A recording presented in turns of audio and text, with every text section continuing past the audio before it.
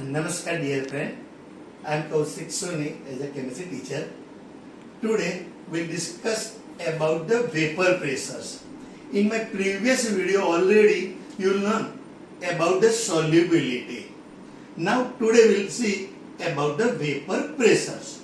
So here first point, the vapor pressure of liquid solutions.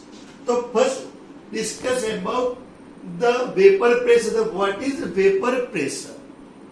Everybody is knowing about the vapor pressures. Vapor pressures, that means when any liquid kept in a closed vessels. So there is the equilibrium between this vapor, this liquid and its vapor. At equilibrium stage, okay, there are two types of conversion. Conversion from liquid to vapor and from vapor to liquid. Both rate are same. At that time, whatever pressure of vapor on the surface of liquid, it is our vapor pressures. Now vapor pressure of liquid solution, there are three types of liquid solutions. Liquid solutions, that means the physical state of solvent is liquid. But solid, it may be liquid, it may be solid, it may be gas.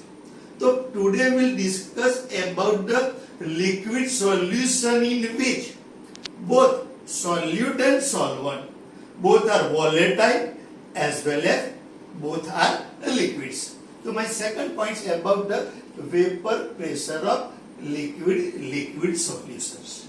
So in a liquid solutions, I will discuss about binary solution. Binary solution means there are only two components. So suppose in a solution, two component, component 1, second component 2. Two components are, both are volatile. So suppose in a solution, the vapor pressure of component 1, it is your P1 in a solution. The mole fraction of component, it is your X1. Similarly, for component 2, vapor pressure is P2 and the mole fraction, it is your X2. So the relationship between vapor pressure and mole fractions, it is given by Raoult's law. So it is given by Raoult's. So Raoult's law, it states that for a solution of volatile liquid, the partial vapor pressure of each component in the solution is directly proportional to its mole fractions. So what about in a solution? What about your P1? So P1 is proportional to X1. Okay, suppose I simplify. That means P1, some proportionality constants, it is your P10 into X1. Now same for component 2. So here in component 2, this is the vapor pressure of component 2 directly proportional to its mole fractions. So here P2 equal to, here proportionality constants, this is your P20 into X2. I think this is equation 1. This is your equation 2. Now in a solution, there is a mixing of both components 1 and 2. So now here one Dalton's law also you know. According to Dalton's law, the total pressure, total vapor pressure, it is the sum of vapor pressure of all components. So suppose in a mixture of this solution, here the P total equal to, according to Dalton's law, it is your P1 plus P2. Now what is your P1? The P1 is equal to P10 into x1. What about P2? So P2 0 into x2. Now friend, already you know this is the total mole fraction in a solution. It is your 1. So x1 plus x2 is equal to 1. So what is your x1? So x1 is equal to 1 minus x2, or x2 is equal to 1 minus x1. So now put the value of x1 or x2 in this equation, then P1 0 in bracket. What is your x1? 1 minus x2 plus P2 0 x2. So if you simplify by putting the value of x1, so your P total equal to P1 0 plus P2 0 minus P1 0 into x2. This is your one important formula to solve numericals of Raoult's law, in which both components are liquids.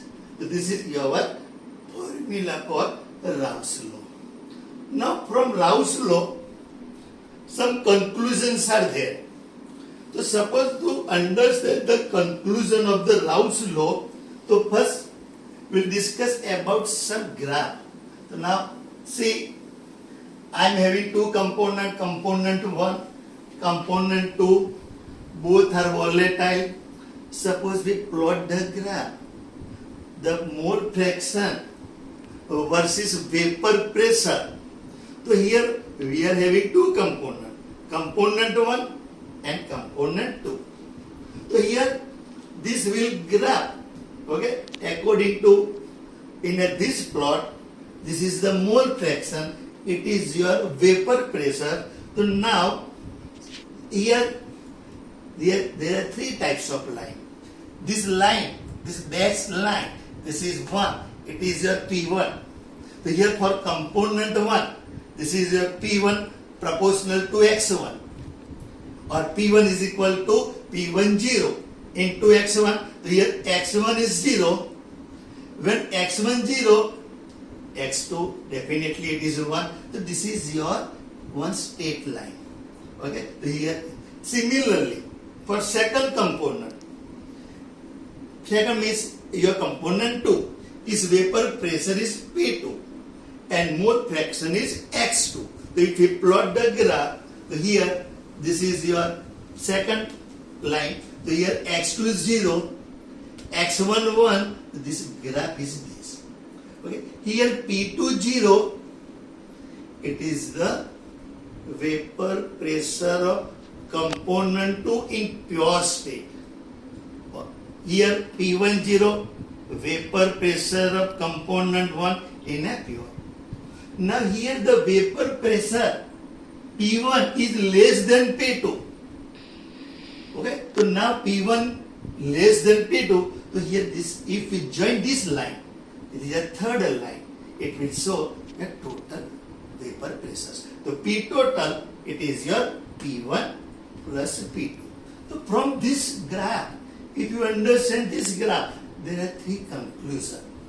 The first conclusion is this P total is related to the mole fraction of any one component. Total vapor pressure related to the mole fraction of any one, component 1 or component 2. This is your first conclusion. Second conclusion, P total means total vapor pressure varies linearly with the mole fraction of component 2. This is your second conclusion. And what are third conclusion? So here total vapor pressure of solution, it became change. Change means it may be increased, it may be decreased with increase of mole fraction of component 1. So remember these three conclusions from these graphs. Clear? So now in this Raoult's law, both components are liquid. So one formula, this you have to remember, P total equal to P10 plus in bracket P20 minus P10 bracket complete X2. Now suppose we have to find out the vapor pressure in a vapor phase of individual component. So suppose P1, other parameter is P1 is equal to Y1 into P total. Similarly, P2 is equal to Y2 into P total. If total pressure is given to you, more fraction of component in vapor state is given to you, you can find out individual vapor pressures. So these two formulas also are necessary. So now this is the Raoult's law for the liquid solution. Now Raoult's law for solid liquid is also there. Means solid is solid, solvent liquid, and other gas liquid means solute gas, the solvent liquid. So this discuss in my next video. Okay, thank you very much. Okay, you understand everything. Okay, I think you like this my video.